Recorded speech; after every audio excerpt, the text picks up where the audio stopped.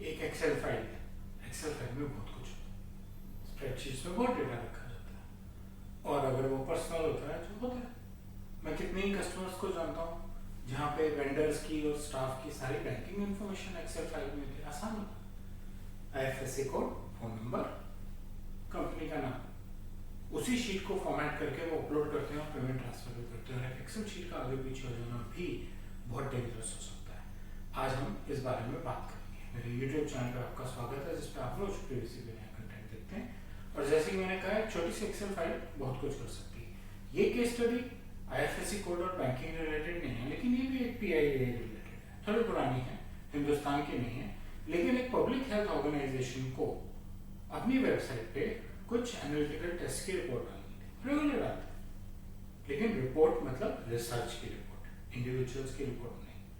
तो हर बार की तरह उन्होंने इस बार भी एक रिपोर्ट डाली और वो रिपोर्ट पब्लिश कर दी। एक्सेल शीट पब्लिश हो गई। किसी ने ये ध्यान नहीं दिया कि गलत एक्सेल शीट पब्लिश हो गई है। उसमें कोविड के पेशेंट्स की डिटेल पब्लिश हो गई है। पेशेंट्स की डिटेल मतलब नाम, पता, फोन नंबर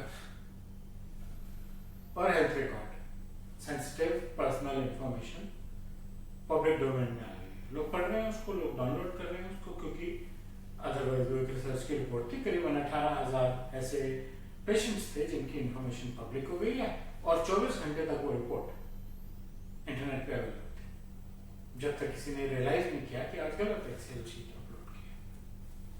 क्या गलती हुई थी, क्या गलती की गई थी?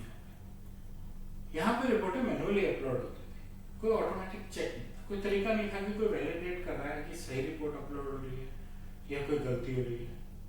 रिपोर्ट बनी, मैनुअली अपलोड करते।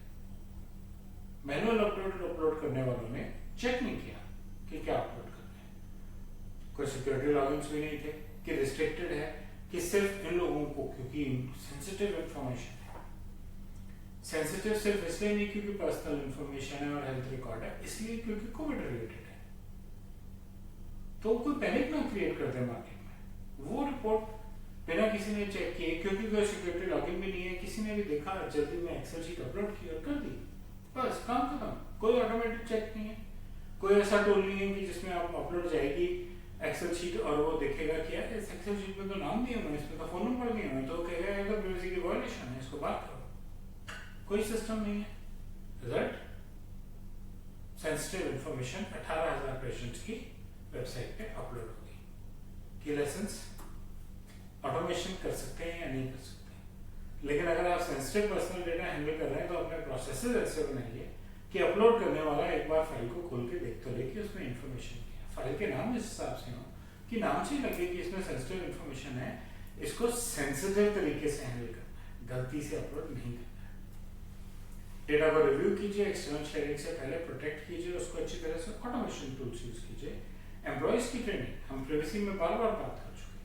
जिस आदमी ने डेटा को हैंडल करना, उसका प्रोसेस सिर्फ ये क्यों कहता है कि रिपोर्ट एक्सेल शीट की समरी रिपोर्ट अपलोड कर दो। प्राइवेसी बाय डिजाइन के प्रिंसिपल्स इस्तेमाल करके उसको इस हिसाब से क्यों नहीं बनाया जा रहा कि वो ठीक डेटा अपलोड करे। क्या इंफॉर्मेशन जानी है, क्या उसमें कोई पर्सनल इंफॉर्मेशन है, कोई एक्सेल शीट को क्यों नहीं चेक कर रहा। ऑटोमेशन टूल्स खरीदने जरूरी नहीं है, कॉस्टली भी हो सकते हैं, बट लेकिन जो अपलोड मैनुअली कर रहा है वो फाइल को खोल के एक बार चेक करने कर सकता।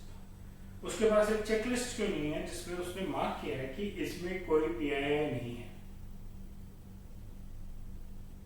चेकलिस्ट सिर्फ टिक मार्क के लिए नहीं होती, चेकलिस्ट एक रिमाइंडर होता है कि मेरे प्रोसेस में ये भी एक काम था, चेक करना PIA तो नहीं है, पर मेरे प्रोसेस में नहीं लिखा हुआ तो मुझे PIA चेक करना, तो मैंने तो एक्सेल शीट अपलोड कर दी और डेटा चला गया।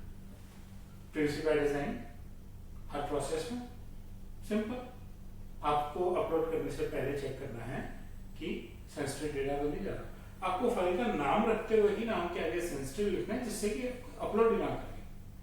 देखिए क्या हम फाइल का नाम शुरू या सेंसिटिव से कर सकते हैं, और DLP टूल्स डाल सकते हैं। DLP टूल्स आपके लिए कॉन्फिडेंशियल, सेंसिटिव वहीं पे फाइल को मार्क करके दे देंगे, आपको अपलोड ही नहीं करने देंगे।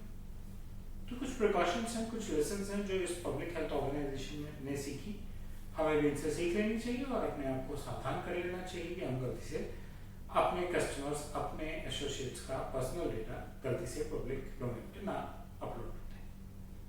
इस वीडियो में सिर्फ इतना ही। हम अगले वीडियो में बात करेंगे कि जो एक और केस स्टडी है हमारे पास पर्सनल डेटा से रिलेटेड, अगर उसमें फाइल सिस्टम डेटा ना अपलोड होगी, डेटाबेस अपलोड होगी, और डेटाबेस ऐसे अपलोड होगी कि हैकर्स सर्वर में है और डेटाबेस से निकाल के लेंगे। वहां पे क्या प्रिकॉशंस मिस हुई, हम नेक्स्ट वीडियो में उसके बारे में बात करेंगे। फिलहाल के लिए सिर्फ इतना ही। आपको वीडियो अच्छा लगा तो बेल और लाइक कर दबाएं, मेरे चैनल से सब्सक्राइब कर अपना फीडबैक कमेंट सेक्शन में शेयर